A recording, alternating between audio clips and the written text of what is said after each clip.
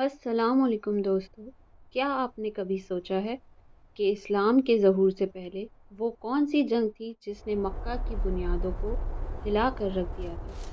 ایک ایسی جنگ جو ان مہینوں میں لڑی گئی تھی جن میں پرندہ مارنا بھی گناہ تھا، اور سب سے بڑی بات، اس خوفناک جنگ میں آپ صلی اللہ علیہ وسلم کی عمر کیا تھی اور آپ نے اس جنگ میں کس طرح سے شرکت کی؟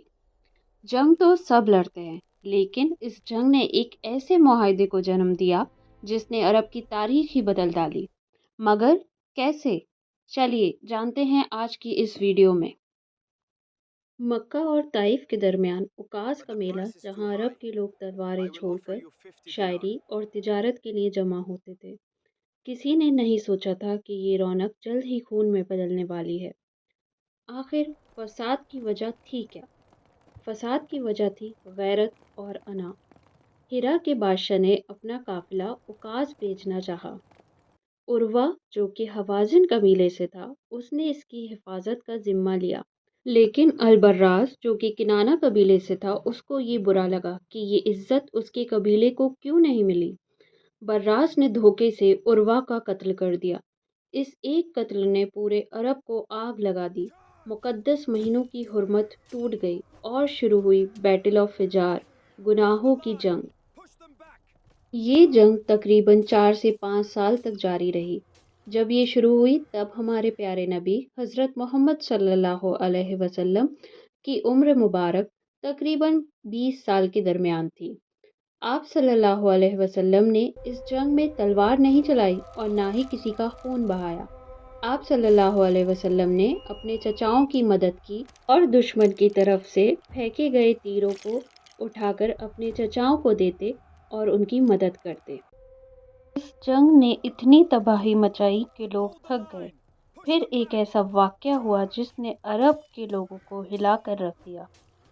جنگ فجار کے ختم ہونے کے بعد مکہ میں امن و امان کا نظام بگڑ چکا تھا۔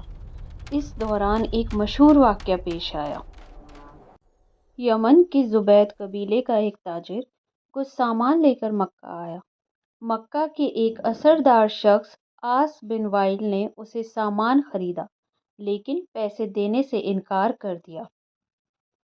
وہ ایک پہاڑی پر چڑھ گیا اور زور زور سے چلا کر مکہ والوں کو ان کی غیرت اور انصاف کے لیے للکارا۔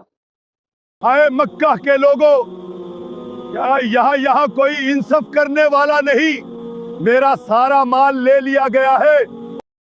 تاجر کی یہ درد بھری پکار سن کر زبیر بن عبد المطلب، جو کہ نبی صلی اللہ علیہ وسلم کے چچا تھے، ان کو بہت دکھ ہوا۔ انہوں نے مکہ کے بڑے قبیلوں کی ایک میٹنگ بلائی۔ یہ میٹنگ عبداللہ بن جدعان کے گھر پر ہوئی۔ اس میں فیصلہ لیا گیا کہ ہم مکہ میں کسی پر ظلم نہیں ہونے دیں گے، چاہے وہ مکہ کا ہو یا باہر کا۔